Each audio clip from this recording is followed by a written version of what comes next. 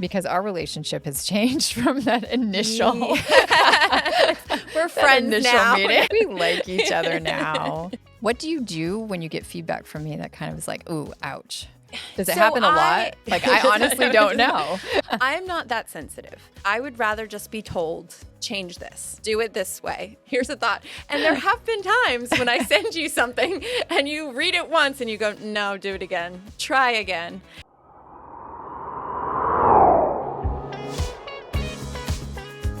I was just talking to a friend who told me that she likes to be in her home. It's peaceable. She doesn't want to leave. She'll probably never come and visit me in Georgia, which is fine. That doesn't hurt my feelings. And she's going to, because she likes to just be at her home, and I get that.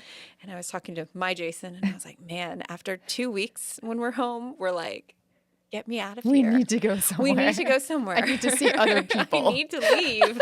I need to go camp. I need to go to Atlanta. I need to go do something, even if it's for a day. Get me out. So very opposite. That's funny.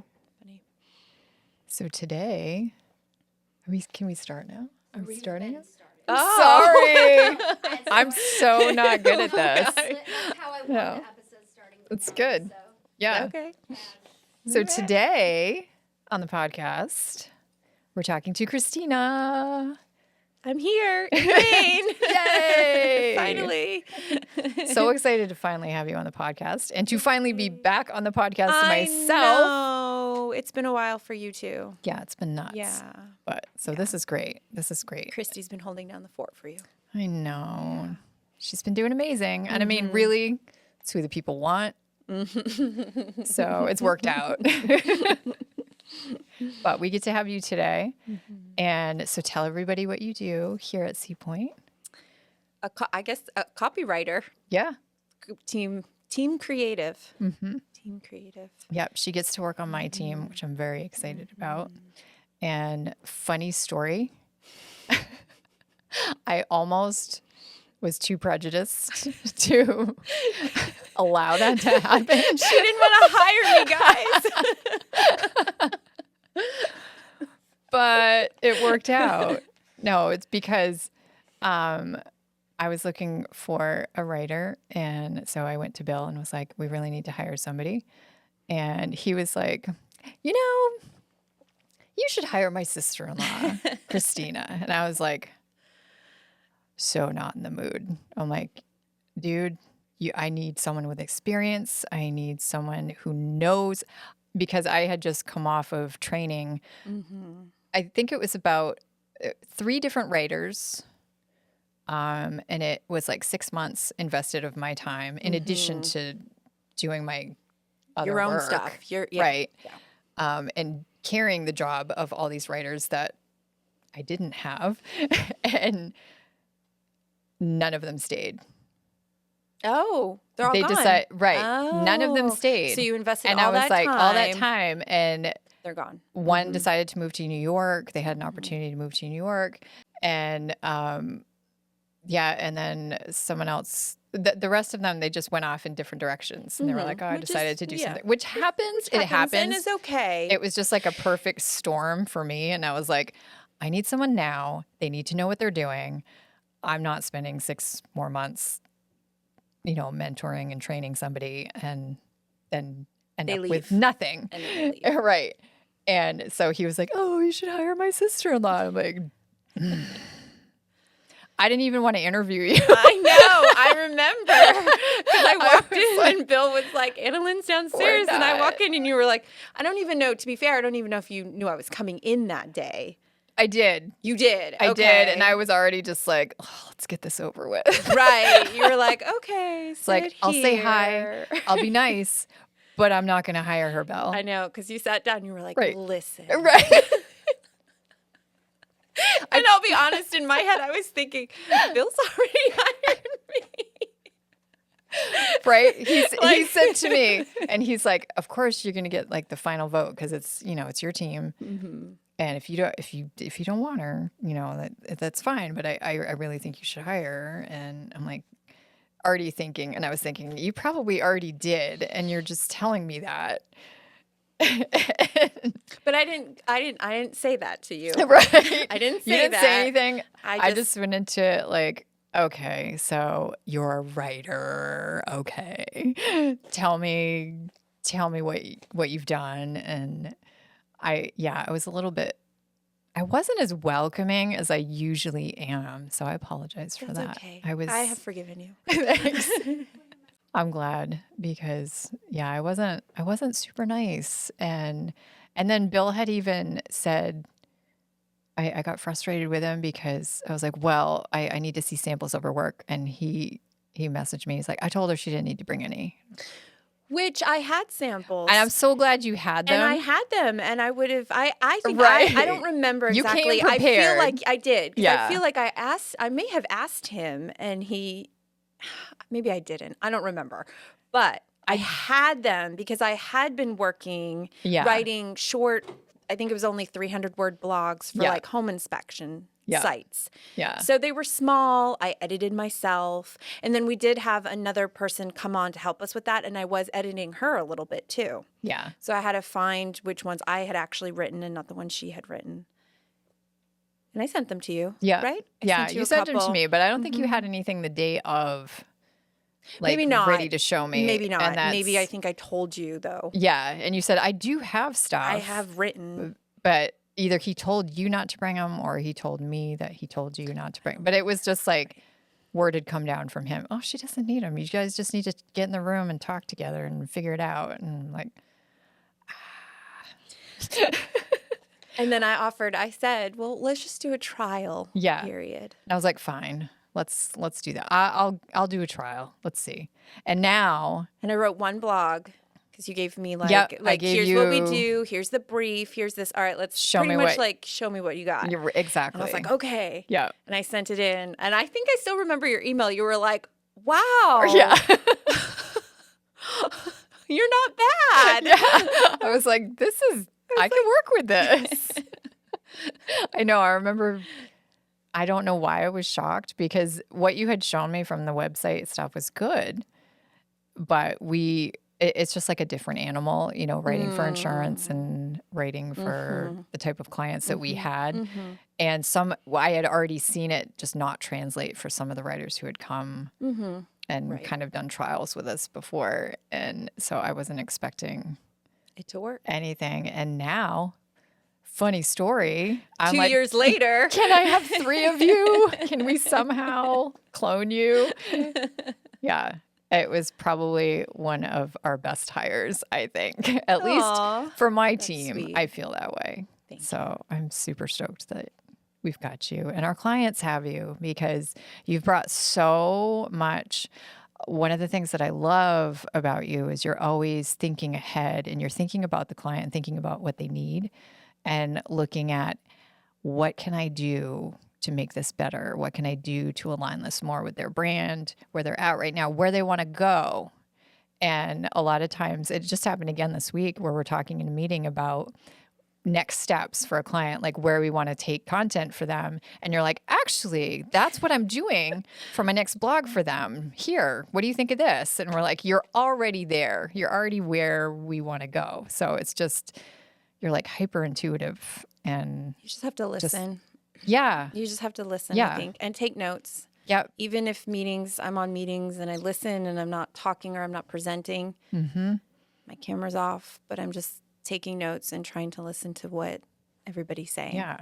And different viewpoints, the client's viewpoint, your viewpoint, Mark's viewpoint, everybody on the team, Vanessa, Bill, whatever anybody says, just try and pay attention and write it down because you will forget. Yes. So I have like an ongoing on my iPad, like an ongoing clients.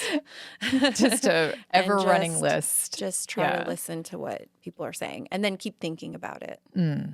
Yeah. And I think that's so important because a lot of times you do, like on the creative team, you get a brief, which is handed down to you from an account manager who is face-to-face with the client and who is in a lot more meetings than we are with the client when it comes to strategy and, talking about analytics and stuff. So what's in the brief is usually based off of those meetings and those conversations that we're not privy to. Right.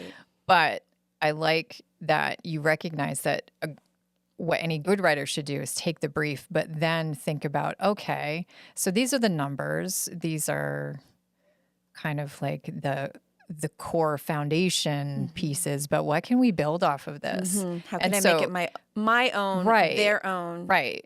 a new viewpoint, a different angle, Right. something that's relevant now?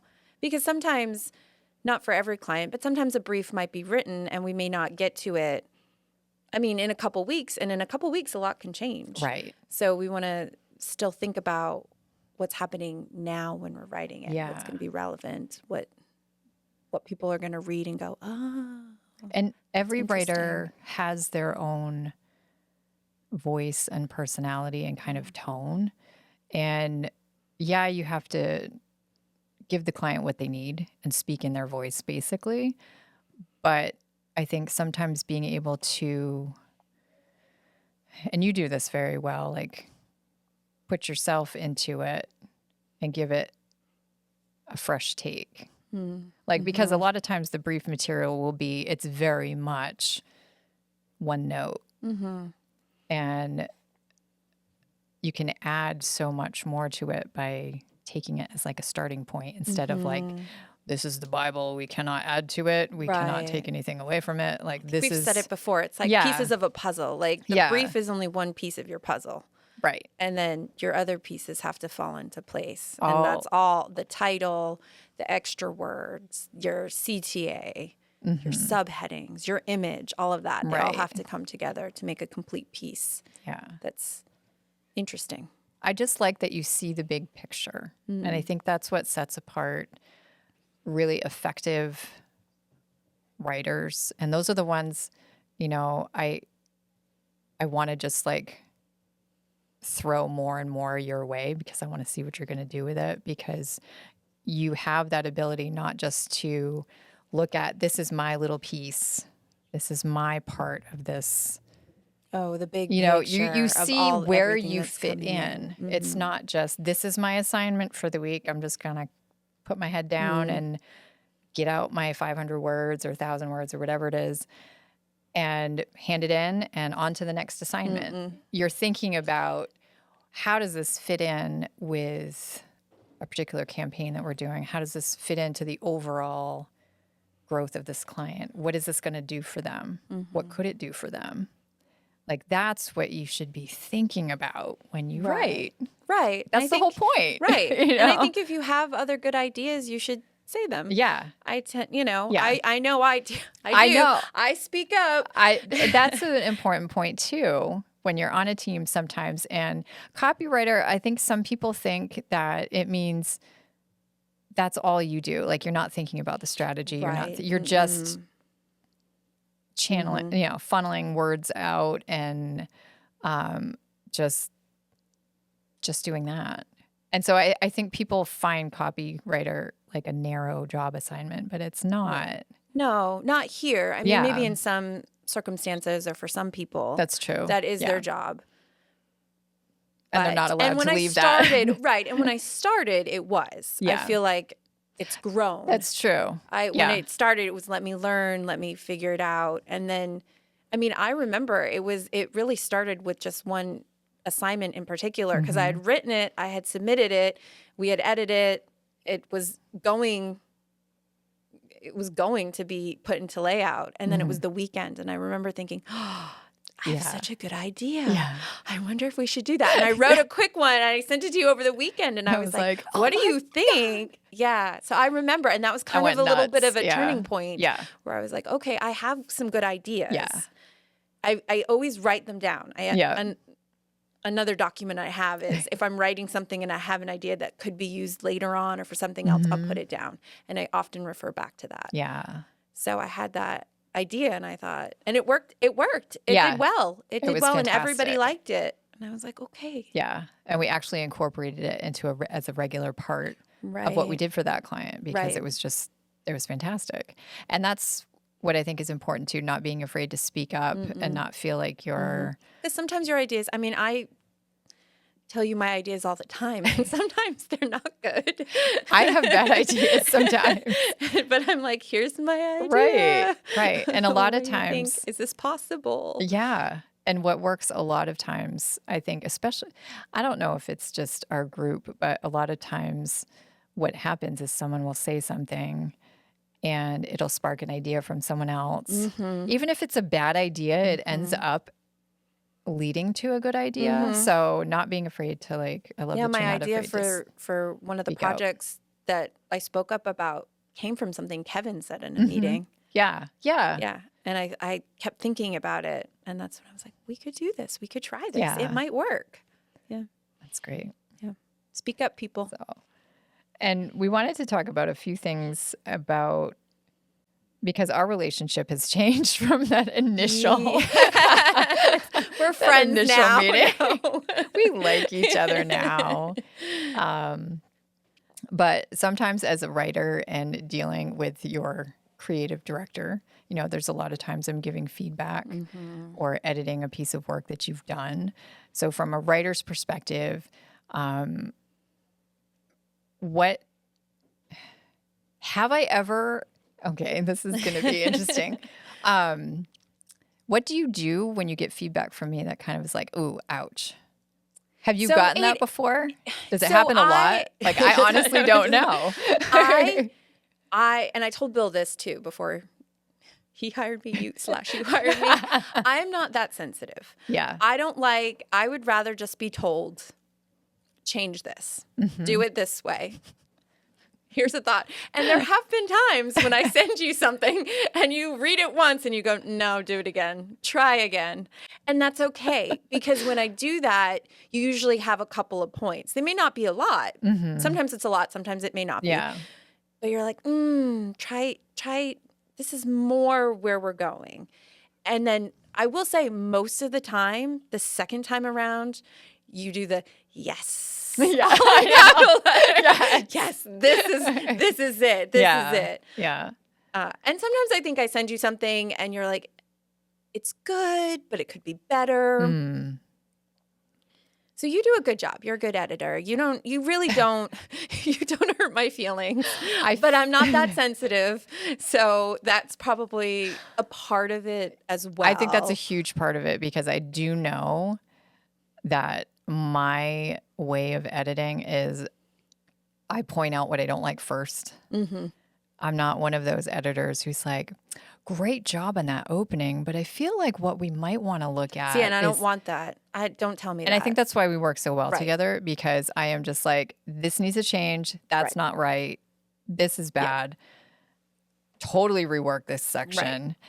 And then I'm like, oh, I really liked what you did here, by the way. And I do that when I'm working with Vanessa and our design team as well. There'll be, I'll see design. We were working on ad work last night and it wasn't until like we're half an hour into the back and forth that I was like, I really, really like what you did with this.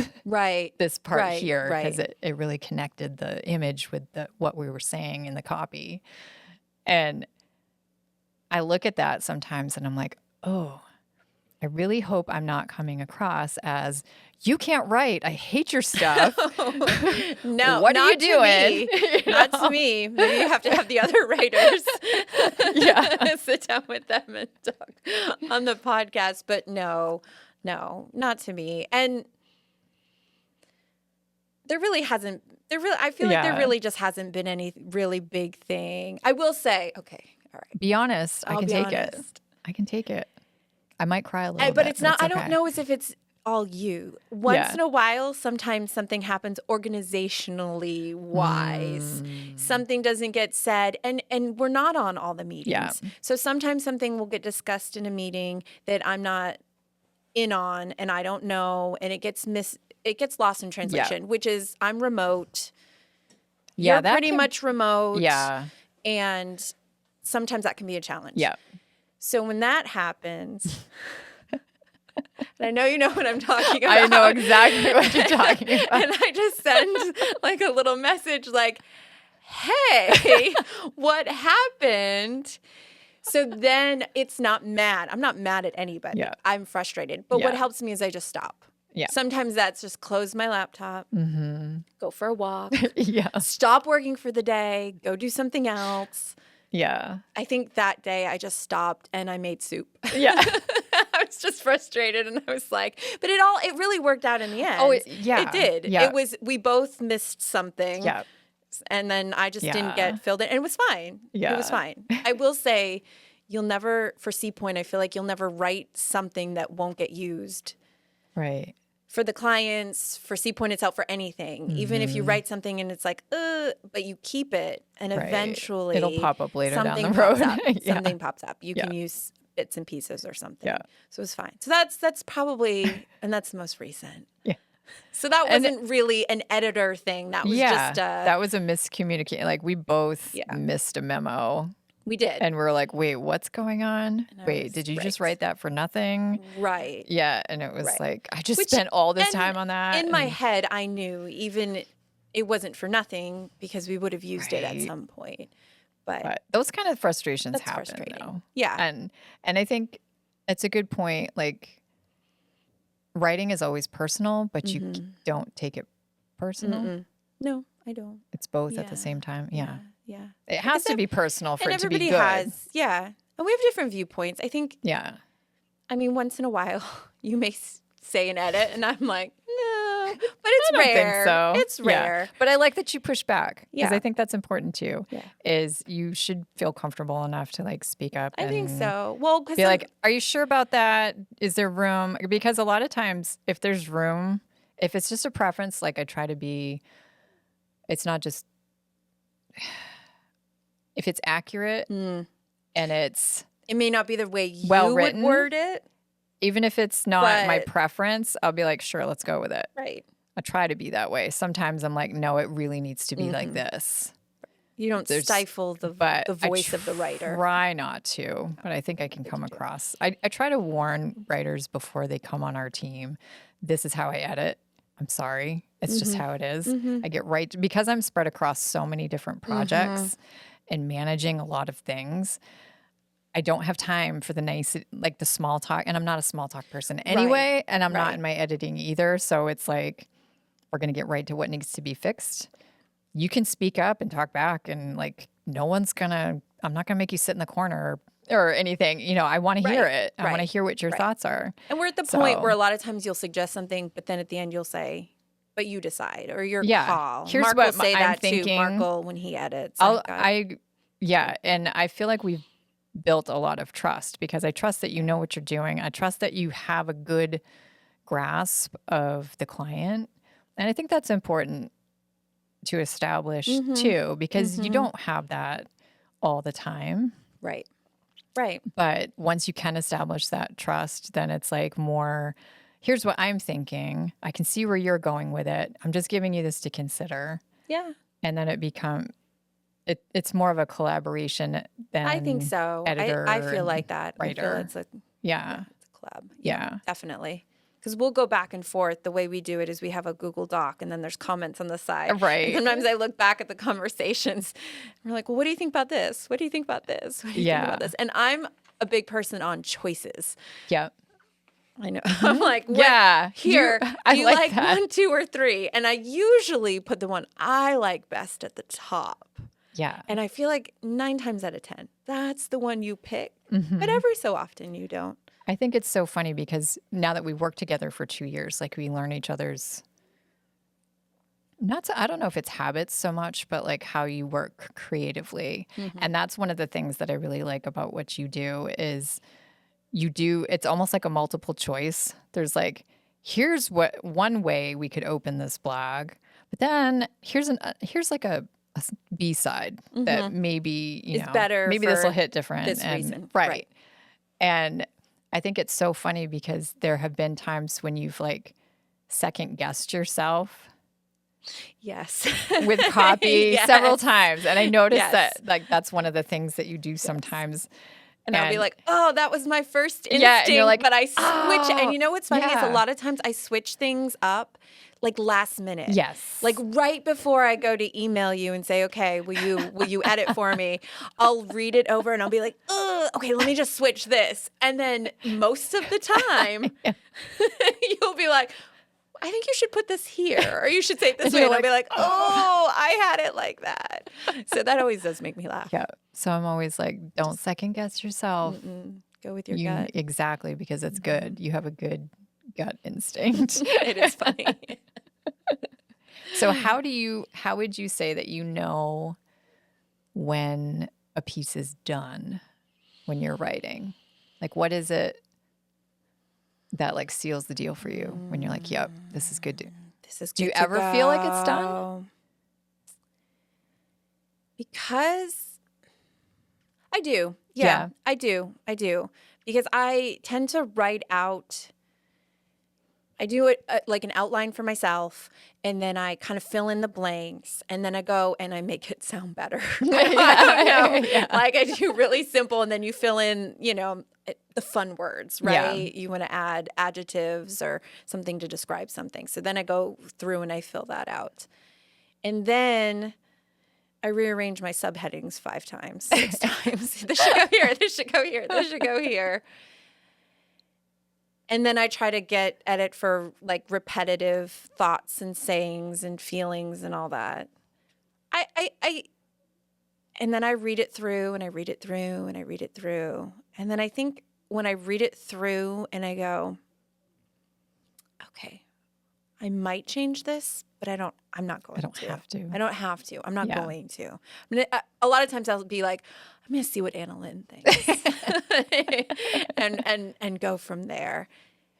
And then you edit it, and then we send it to Mark, and then we present it to the client. Yeah. So I guess I feel like a piece is really honestly done. Yeah. It's published. Yeah. But on my end, I feel like it's done when the client is happy. Does that make sense? Yeah. When they're approved. I don't feel like it's ever completely. It's not really done. Right.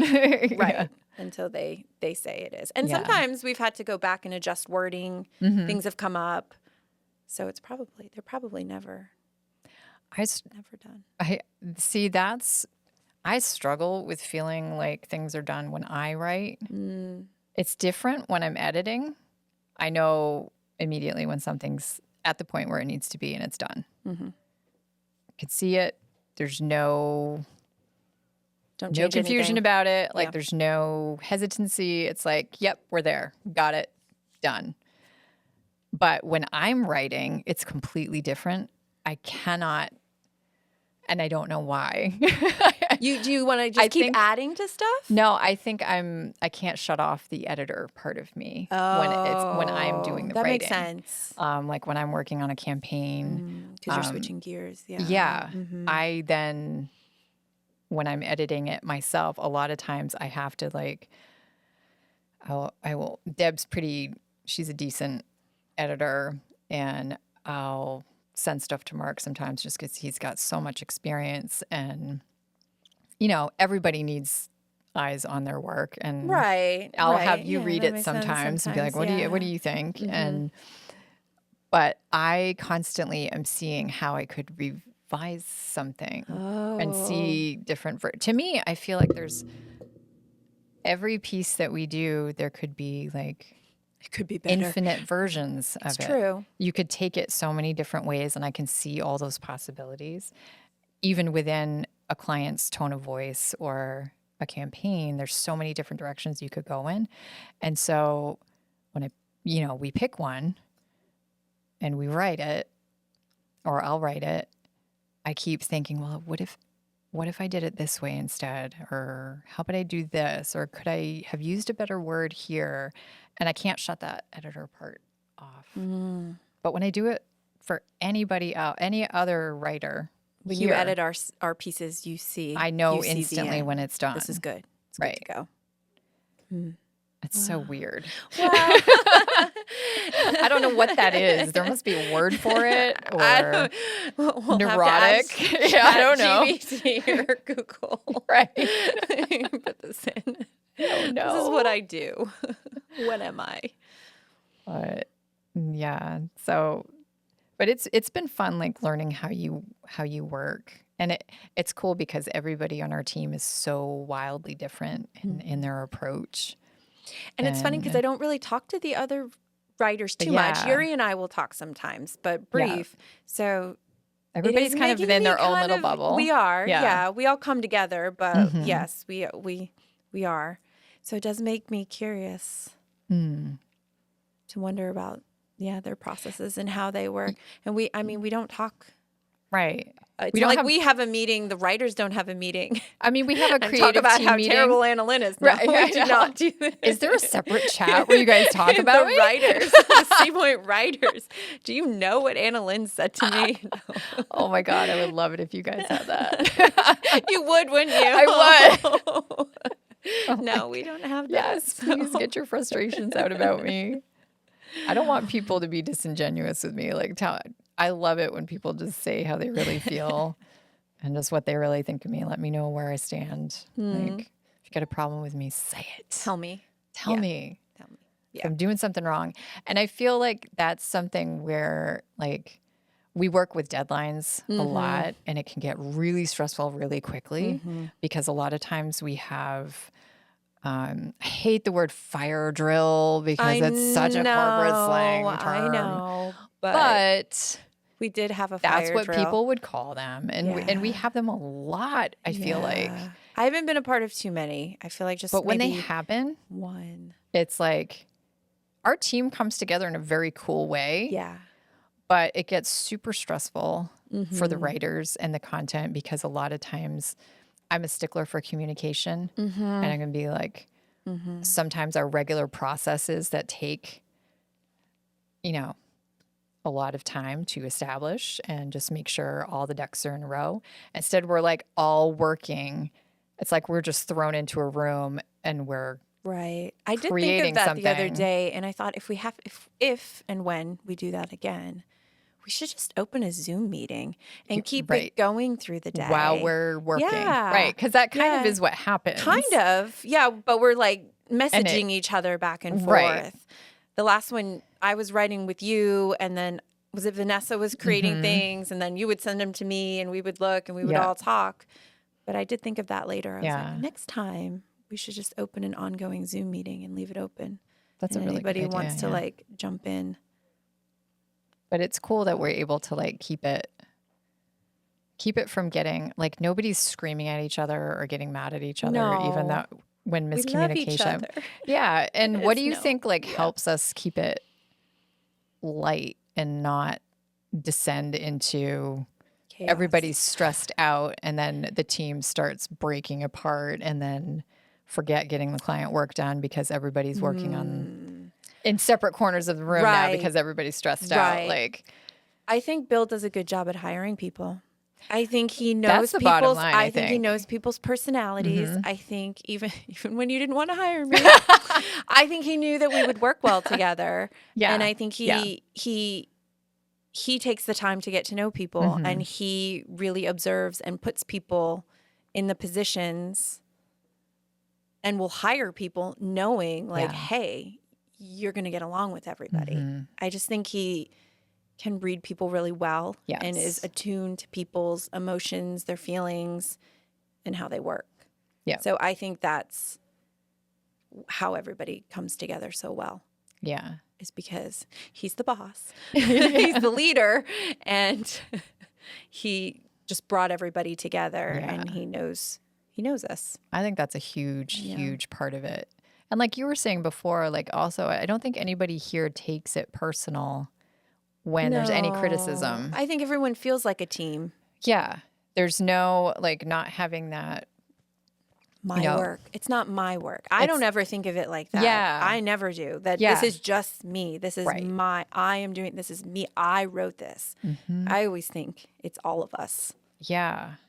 That's such a good point because when there's no egos in the room, it's just about the work. And I think that keeps it from being from anybody going into like crisis mode when we have those times when we have to kind of come together really quickly and turn stuff around really fast. And I ask all the time, like, is what I'm saying, does that make sense to you? You do or all the time. am I coming across right? Because All the I'm time. constantly afraid that I'm not coming across the right way. And I very much To me, you do. Yeah. You're always in, does this make sense? Right. Am I making Do you sense? get what I'm saying? I don't know. But to me, it usually does. I'm sure there's been a couple instances where I'll be like, sure, and I'll make the edit and you'll be like, oh, no. No, that's not what I meant. That's not what I meant. I said the wrong thing. But I think everybody's pretty, like, really good at that too, is we're like, wait a minute, like, it's not, how could you not get what I'm saying? You know, there's just Right. none of that happening. And I think that makes things go a lot easier. I think so too. And highly recommend tossing your ego out the window if you want to do really good work. Right. And it's not, I think the approach that we all take is we're interested in making the agency look good, not ourselves as individuals. Like there's no ladder here to climb. Right. And helping our clients. Right. It literally is all about the work. Right. And making the best work we can. And everybody's like, okay, here's how I'm going to contribute to it. How are you contributing to it? And then everybody trying to make each other's work even better. Right. We're team players. Yeah. I think that's so important because it was funny. I refused to work for any big corporations because I couldn't stand the ego-driven focus on the work and just the backstabbing and that whole environment, which Sounds I think horrible. Can happen so easy, whether in marketing or any other like corporate environment. I just absolutely was like, I'm never going to work in marketing. I'm never going to work in that profession because I will not work in that environment because it's not about the work. It's a sad life if that's the environment that you work in. I think it keeps you from being the best creative person you could be because it's stealing a lot of your focus. Like you're thinking about how to be competitive and how to make yourself stand out. And I think it just steals from You can't relax too around your coworkers and have open communication and everybody feel like you're in a little bit of a safe spot too. Right. Like I felt like when I was like getting to a point where I'm like, I can speak out. I was like, oh, I can speak out and nobody's going to mind. Like, well, you're not a strategist. You're a copywriter. Because I thought about that at one point. I was like, ooh, am I overstepping? Am I stepping on toes? And I did check in. Everyone was like, no. You don't have to ask No, you don't have to ask. Please say what you think. And I was like, okay. Yeah. So, yeah. It's a good place to work. It is. Everybody should just work at Seapoint. Everybody wants to work at Seapoint, don't they? I think it's funny because every time we talk about like what works, we're like, it's pretty much just how it is here. But I know that's not the case everywhere else. So it's like some of the things that we're talking about, I think are valid for regardless of where you're working. You know, having good communication with your editor and your team, establishing trust, and just being willing to speak up and allowing people to speak up. I think it just... Yeah, that's really important. Yeah. And just if nobody has an ego, then you're not going to shoot down the best idea that's going to commit. Well, and if you don't allow people to speak up, you're going to have the same ideas. You're not going to have any new ideas. Right. So new people coming in, new voices. And that's the fun part about marketing, I think, is finding new ways to say what essentially all marketing agencies are saying. Everybody's talking about, they're trying to do the same thing for whatever their product is. We're all trying to do the same thing. Right. So a lot of the same words are in use. A lot of the same strategies are at play. So what's the word elevated? I don't like that word elevated. I hate that word. Elevated, I remember level I up. used it, and you were like, no. Nope, absolutely not. Don't use that word. And you know what? I haven't used it since. I know. Do you want to level up your campaign? I think that was a long edit you had about why you did not like that word. I went on a rant. And I was like, okay. I was like, do not slide those words across my desk ever again. I got it. I won't do it. I promise. Well, so I feel like we've covered a lot. I think so. Yeah. So we do a little part at the end of the podcast where we take a look at what's in your chat. Like, what have you asked Chat GPT lately? So what's in your chat? So I feel like it's going to be really boring, but I will look it up.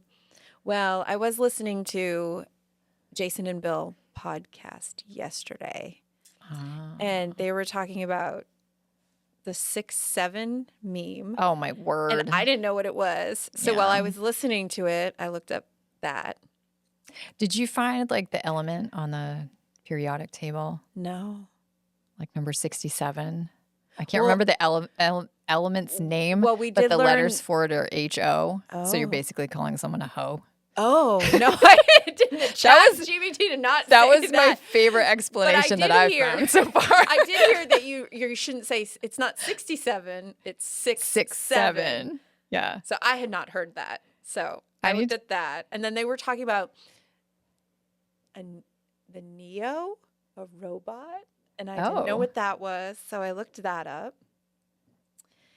And then my brother-in-law was like, next time you come, I want to get box seats to the Patriots game.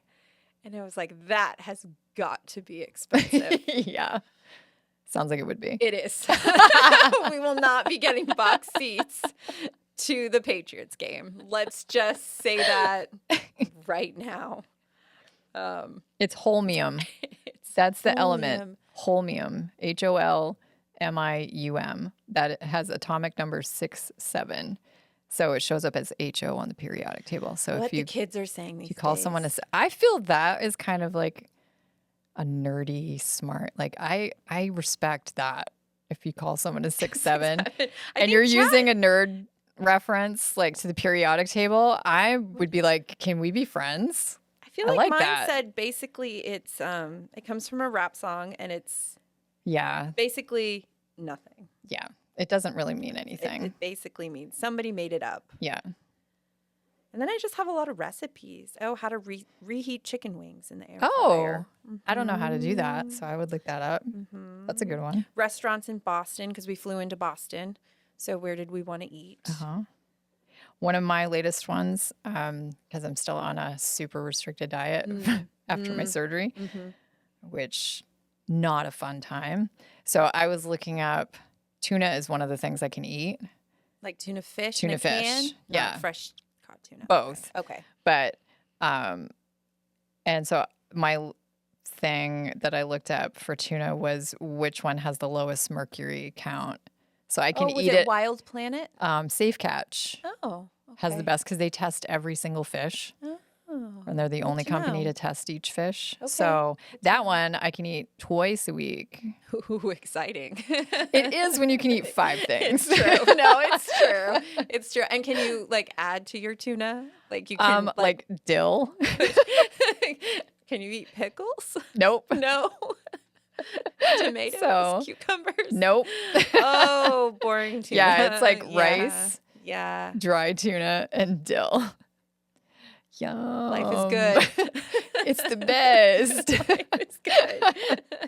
So I've been leaning on chat heavily to come up with to something. be like, I cannot eat another bowl of rice. No. Like, please help me figure this out. And it's been so cool. It came up with like a pancake recipe with using tuna and rice. No. Oh my God, no.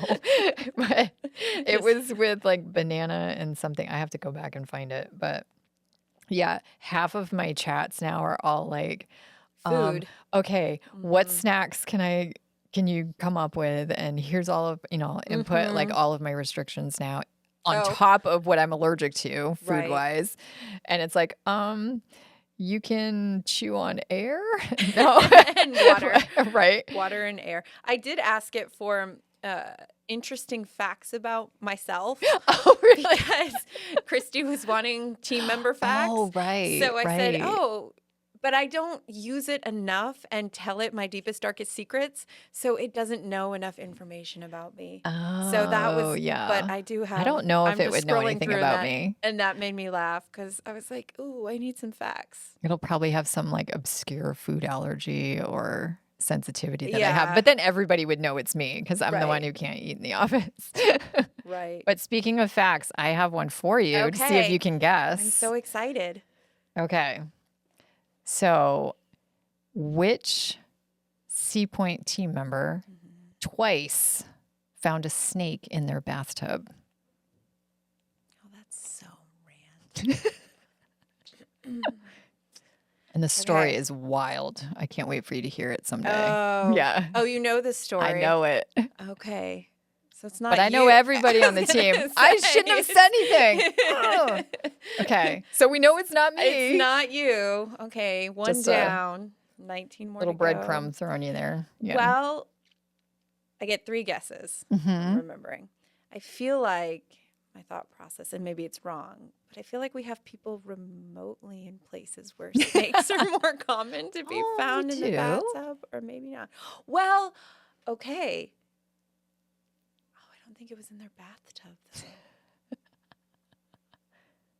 See, this is Don't a lot. overthink it. No, Don't this overthink is a lot it. harder than it looks. It is. Because I know. watch when I watch the episodes and the fact is, I'm like, oh yeah, I know who that is. No, it's hard. It's a lot harder to think about. Yeah. Okay. Dan No. Good guess. travels a lot. Yeah. know. And he's been in weird places. I don't think this is right, but I'm gonna say Bill. No. Okay, 'cause they had a snake. That's a good story. In one of their first apartments they lived at, they had a snake. Really? And I think haven't Amanda heard that was one. ready to move, but I didn't think it was because I don't think it was in their bathtub. One more guess.